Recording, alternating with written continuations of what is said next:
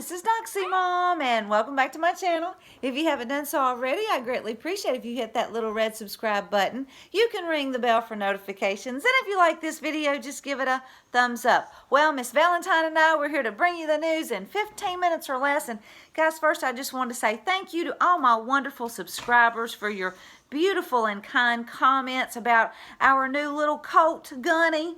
And just know that I greatly appreciate everything that you said. I will keep you posted on his progress. So thank you so much. I love all of you wonderful subscribers out there. Now let's get to some news. Switzerland, they have removed restrictions on grandparents from hugging young children after studies found that young children do not transmit the disease and they are at less risk for serious health issues due to the coronavirus. A new study from Austria found that children are unlikely to transmit COVID-19 between each other or to adults. And now the Netherlands, they have joined Switzerland and they are reopening their schools. Good for them. This decision is based on a wide range of research. So it sounds like to me it's time for America to reopen our schools and reopen our country, because in another Gateway Pundit article it states that in New York City, the epicenter of the pandemic, zero children under the age of 18 have died. Zero. And health records from 5,700 patients hospitalized within the Northwell Health System, which housed the most patients in the country throughout the pandemic, it showed that 94% of their patients had more than one disease other than COVID-19, according to the Journal of American Medical Association. And guys, most people are dying with COVID-19, not from COVID-19. And guys, I have talked to two people who actually had the coronavirus. One, they just stayed at home and got through it. It was pretty miserable, but they did. The other person was given a Z-Pack. And guys, she's in her early 60s. She has COPD, and she is fine right now. So just wanted to bring some good news to you. Now, this study that we were talking about, they found that 42% of the patients were overweight and 53% had hypertension, and the others suffered from a variety of ailments. Now, the article goes on to say that even as U.S. states begin to reopen, based on the data, which shows a far lower fatality rate than reported and a much wider spread of the virus, well, the media, they continue to report on what they deem frightening numbers over the deadly virus, which is in fact fake news. COVID-19 is like a bad flu at worst, and the media should be held accountable for telling us this. Otherwise, because they don't report on the people who have recovered. Now, 17 posted today in post 4009 research on COVID-19 that states the HCQ and AZ, we all know what that is, combination when started immediately after diagnosis appears safe and efficient treatment for COVID with a mortality rate of 0.5% in elderly patients. It avoids worsening and clears virus persistence and contagious infectivity in most cases. So, there you go. And I will link both Gateway Pundit articles and this post 4009. Now, guys, I went out today to the post office. I had to go up to the vet office and the Dollar General, and people are so over this. They are fed up. They are sick, not being able to go to work, to go get a haircut, or to buy toilet paper. Now, this needs to end. We need to reopen our country. And, guys, please don't be scared. The Bible says, do not fear 365 times. That's one time for every day of the year. So don't fear, and write your governors and tell them, demand that they reopen your state. And that's all I got to say about that. We're going to move on. Now, the Blaze, they're reporting that China is threatening to cut off imports from Australia if Australia continues to push for an independent investigation into the origin of the COVID-19 outbreak. Australian Prime Minister Scott Morrison asked for international support for an independent international investigation into the outbreak, which would presumably include an investigation into the Chinese government's handling of the crisis. Morrison has brought the issue up with leaders from Germany, France, and the United States. And guys, I think this is an excellent idea. We need to know who, what, why, and how. But Morrison, he's calling for an investigation, and it appears to have upset the Chinese government to the point that the Chinese ambassador to Australia has threatened to boycott Australian goods like beef and wine. And the Australian foreign minister, he fired back saying, "We reject any suggestion that economic coercion is an appropriate response to call for an assessment. When what we need is global cooperation."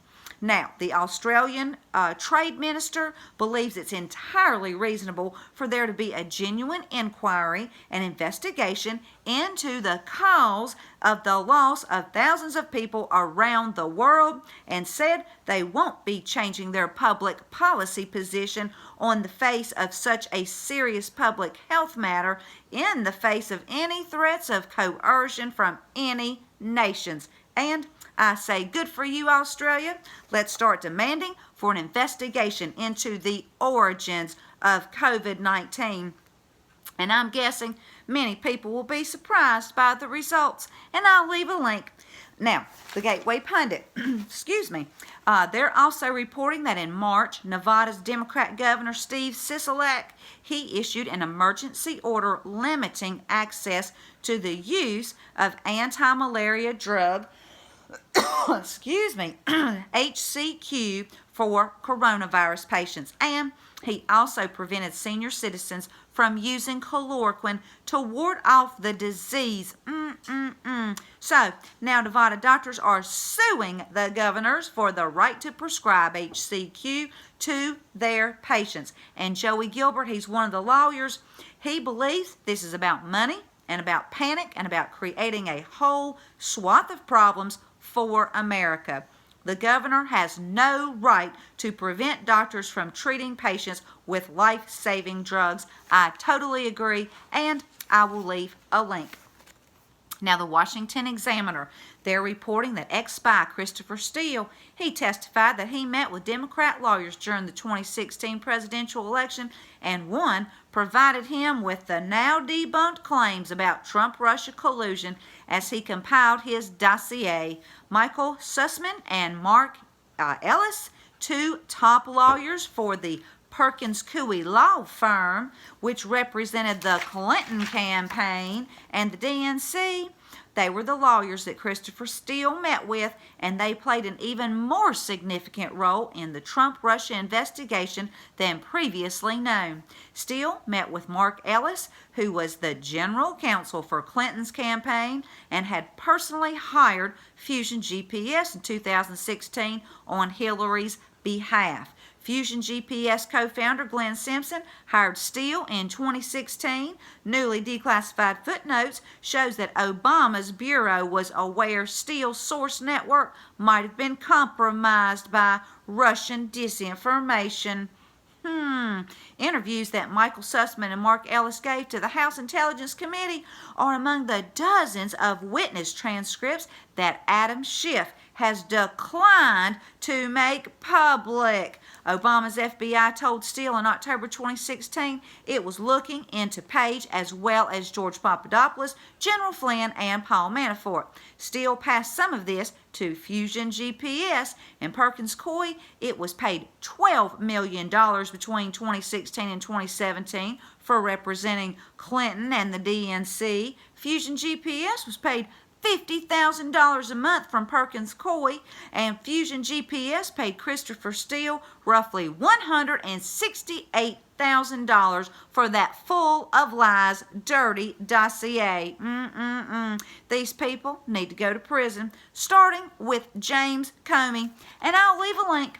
Now, the Federalist, They're reporting that Senator Chuck Grassley is calling on the Justice Department to release all exculpatory information related to the FBI's handling of its case against General Flynn. Grassley's letter comes as new facts in Flynn's case call into question whether his plea was voluntary. And Sidney Powell, she filed new documents in the case revealing a secret lawyer's understanding not prosecute Flynn's son if General Flynn pleaded guilty. Can you say boom?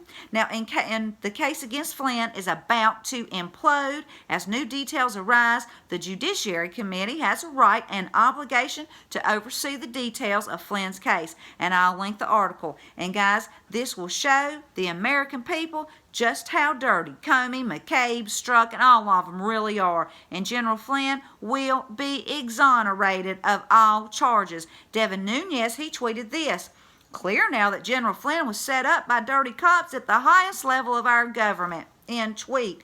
And Cat Turd tweeted, "What did Obama know and when did he know it?"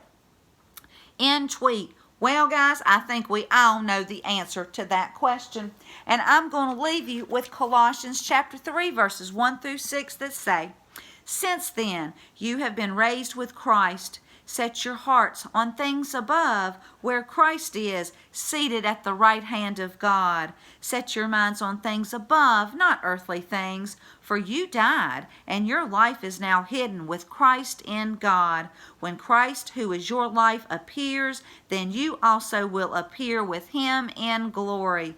Put to death, therefore, whatever belongs to your earthly nature: sexual immorality, impurity, lust, evil desires, and greed, which is idolatry. Because of these, the wrath of God is coming." Well, if you like this video, please give it a thumbs up. Thank you so much for tuning in. And until next time, this is Doxy Mom, and God bless you all.